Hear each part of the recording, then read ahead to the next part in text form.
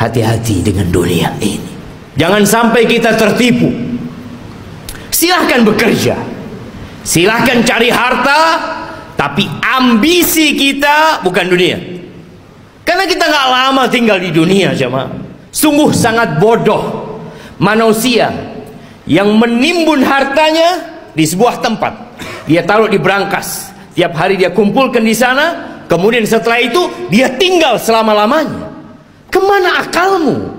Bukankah engkau capek menumpuk harta itu? Bukankah engkau sekolah tahunan untuk mendapatkan harta itu? Dan engkau udah dapat. Kenapa engkau nggak bawa? Kenapa kau tinggalkan selama-lamanya, kau tinggalkan di muka bumi? Dan kebanyakan kita seperti itu. Hanya bekerja dan terus bekerja, kemudian pergi meninggalkan dunia. Kata Nabi SAW mengingatkan para sahabatnya, "Kaifa antum idza futiyat alaikum Faris wa Rum, ayu qaumin antum?" Nabi menyampaikan ini dalam kondisi sahabat susah, tidak tahu apa yang besok mereka makan. Dalam kondisi sebagian sahabat ketika berangkat perang, sehari hanya makan 1 butir kurma. Sehari hanya 1 butir kurma. Rasulullah SAW menyampaikan ini dalam kondisi sahabat berangkat perang, dalam kondisi tidak ada alas kaki buat mereka, sampai kuku mereka ngelupas. Nabi menanyakan kepada mereka yang hidup menderita secara harta pada waktu itu, kira-kira bagaimana kondisi kalian apabila Persia dan Romawi ditaklukkan, kemudian harta mereka dibagikan kepada kalian? Ayu qaumin antum? Kira-kira kalian jadi orang yang seperti apa?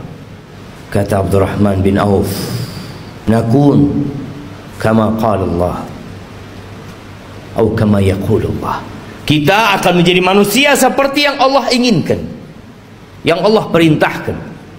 Kata Nabi SAW, awa ghaira dhalik, mungkin nggak seperti itu, kata Nabi SAW.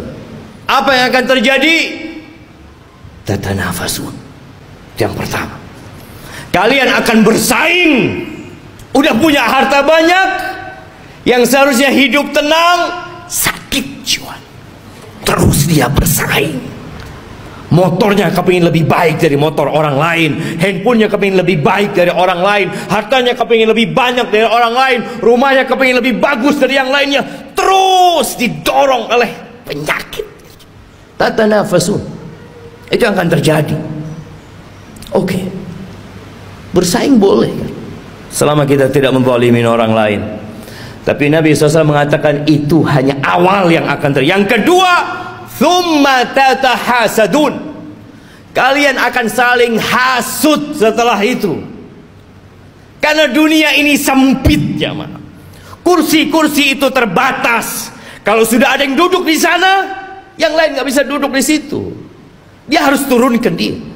Dia harus menggantikan posisi itu. Nggak suka orang lain lebih baik dari dia daripada sisi. Nggak suka dia. Padahal saudaranya Muslim, yang seharusnya dia bergembira dengan kegembiraan saudaranya, yang seharusnya dia cinta kepada saudaranya seperti dia mencintai diri dia sendiri. Tapi itu tidak terjadi. Kalian akan hasud. Selesai enggak? Yang ketiga, thumma tatadabarun, kalian enggak saling bertegur sapa. Enggak kepingin ketemu. Kalau ketemu sama saudaranya sakit hatinya.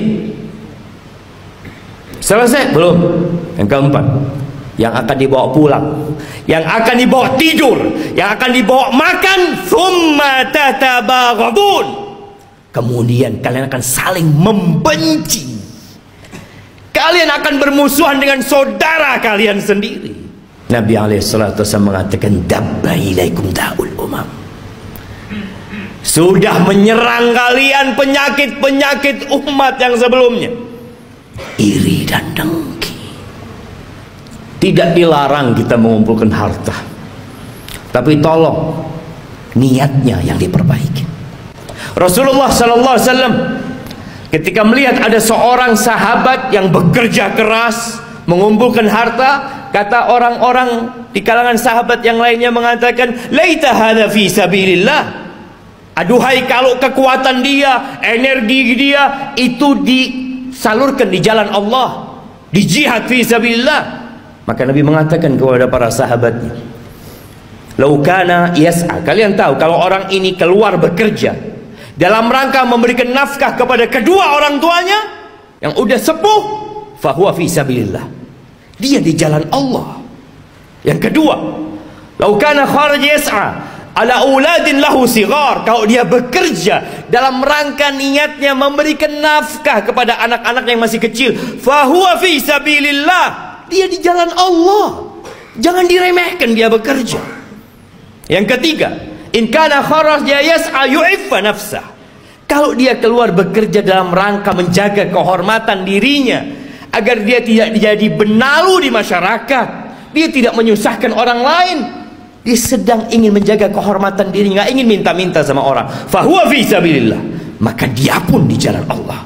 Tapi yang keempat, in kana kharaja riya'an wa mufakharatan, tapi kalau dia kerja dalam rangka riya, pamer, dalam rangka berbangga-banggaan dengan harta dia, fahuwa fi sabilis syaitan, maka dia di jalan syaitan.